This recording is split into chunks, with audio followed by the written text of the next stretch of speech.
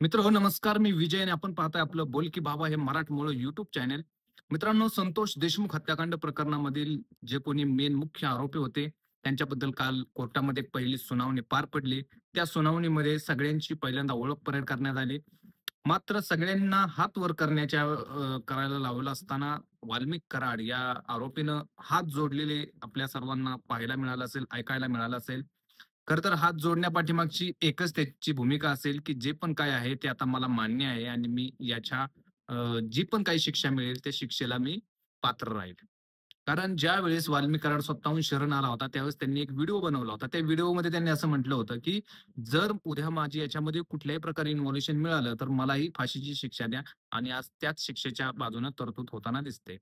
पण त्या ओळख परेडमध्ये एक आरोपी मिसिंग होता, तो म्हणजे कृष्णा आंधळे. खरं तर तो कृष्णा आंधळे आतापर्यंत असं त्याचे अनेक कयास बांधले गेले होते. तो वेगवेगळ्या स्तरामधून लोकांना फसवत होता किंवा वेगवेगळ्या ठिकाणी जाण्याचा प्रयत्न करत होता. हे सगळं आपल्यासमोर उभं असतानाच काही गोष्टी आपल्या समोर आल्या. तो म्हणजे त्याचं कुठेतरी दिसणं, तो कुठून तरी लपून जाणं, कुठेतरी त्याचा चेहरा दिसणं किंवा अशा अनेक गोष्टी. कारण तो वॉन्टेड आहे आणि त्याच्याबद्दल माहिती देणाऱ्याला पोलिसांकडून म्हणा किंवा सरकारकडून जे काही बक्षीस जाहीर केलेले, सो ₹1,00,000 बक्षीस आहे त्याची माहिती देणाऱ्याला. त्यामुळं कोणीही त्याला दिसला तर लगेच त्याच्याबद्दल पोलिसांना कॉन्टॅक्ट करून त्याची माहिती देण्याचा प्रयत्न करते. तसंच काल तो नाशिकमधील एका गंगापूर रोडला जी एक सोसायटी, त्या सोसायटीच्या बाहेर तो दिसल्यागत झाला होता. तिथे एक गार्डन आहे. त्या गार्डनमध्ये दत्त मंदिर असेल. त्या मंदिराच्या शेजारीच तो आला होता आणि त्याच वेळेस त्याला तिथल्या एका गृहस्थांनी पाहिलं होतं. त्याच्यानंतर त्याची चौकशी करण्यात आली. त्यानंतर तो सीसीटीव्ही सुद्धा बघण्यात आली. सीसीटीव्हीमध्ये सुद्धा काही गोष्टी स्पष्ट दिसत नाहीत पूर्णपणे. परंतु काही गोष्टी अशा दिसतायत, की ज्याच्यातून समजतंय, की तो कृष्ण आंधळेच आहे.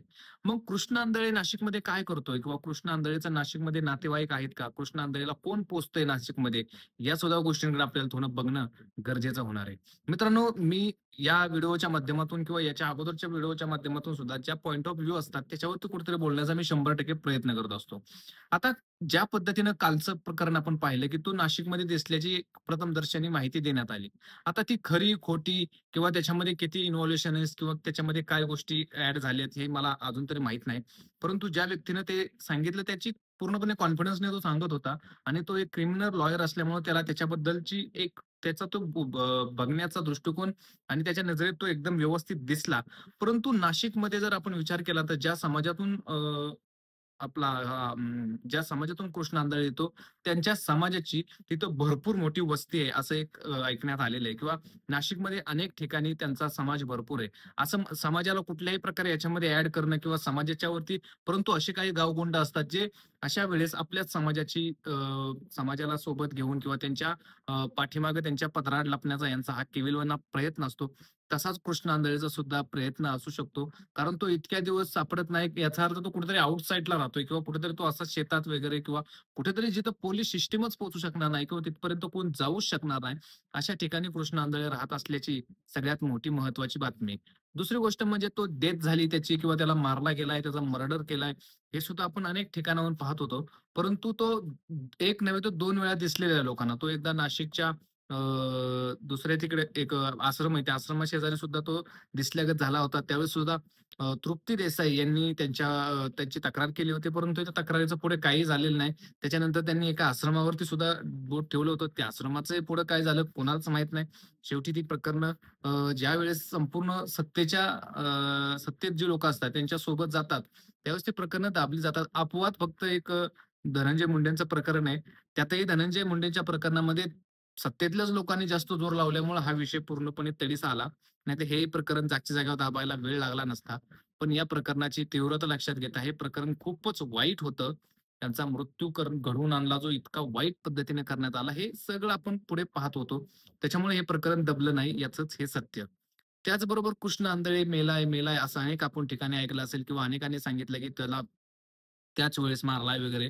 परंतु तो एक सराईत गुन्हेगार आहे आणि तो सराईत गुन्हेगार असल्यामुळं तो नेहमीच लोकांपासून तो कसा पळ काढतो आणि कसा कुठे जाऊन लपतो, हे आत्तापर्यंत कोणालाही समजलेलं नाही. सो त्याच्यामुळे काही गोष्टी समजून घेणं सुद्धा अत्यंत गरजेचं आहे आणि या सगळ्या गोष्टींमधून कृष्ण आंधळेचा ठाव ठिकाणा लागणं सुद्धा खूप गरजेचं आहे.